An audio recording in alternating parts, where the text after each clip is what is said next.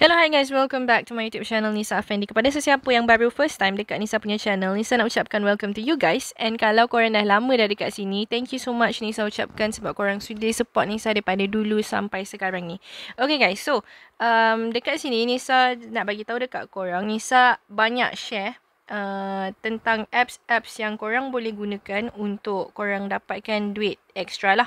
So, hari ni Nisa punya video Nisa akan tunjukkan dekat korang bukti pembayaran daripada satu apps yang Nisa dah beberapa bulan juga main. So, tanpa melengahkan masa, jom kita pergi kepada apps tersebut.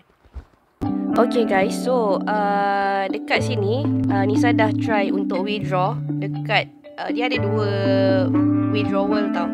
So dekat sini Nisa cuba withdraw tapi belum berjaya. And dekat yang colour biru ni Nisa dah withdraw, lepas tu dah berjaya. So kita pergi tengok yang tak berjaya dulu. Pergi dekat cash merah ni.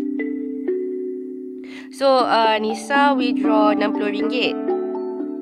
Tapi masih belum berjaya sebab kena completekan interest rate ni ke macam mana. So nanti tengoklah yang ni macam mana. So nanti untuk yang ni Nisa akan update kemudian.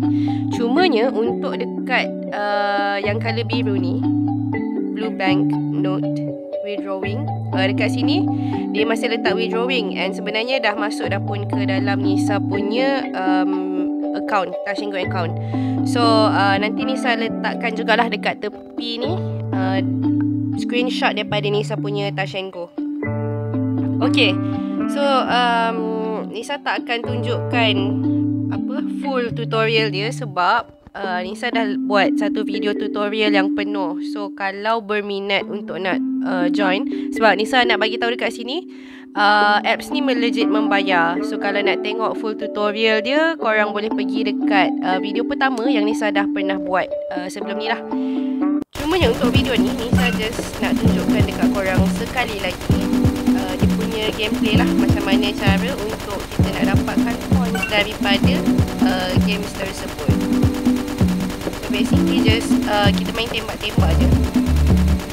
And games ni macam Nisa pernah cakap sebelum ni, dia lebih kurang je dengan games Speedman. Jadi punya features apa semua lebih kurang je dengan features Speedman. Cuma beza dia adalah Speedman tu larian, yang ni kita tembak-tembak zombie yang ada. Macam tu je cara nak dapatkan points.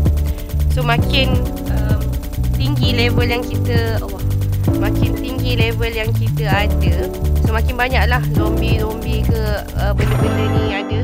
And dekat sini korang boleh receive direct ataupun tonton iklan ringkas untuk kita dapatkan extra points. Macam sekarang ni Nisa tekan yang 2250 ni, which Nisa kena tunggu untuk tonton iklan pendek lah untuk nak dapatkan extra points.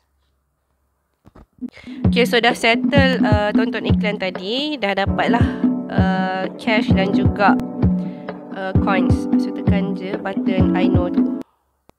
Lepas tu boleh nampak dah dekat sini coins bertambah dan sebagainya. So nanti korang upgrade lah kita punya level-level ni. So macam tu saja cara untuk nak kumpul points sebenarnya. So full tutorial korang boleh klik je link yang dekat bawah ni. Okay, so itu saja. Thank you so much for watching. Kalau korang suka, jangan lupa untuk tekan button like, share, komen dan juga subscribe. I'll see you guys in the next one. Bye.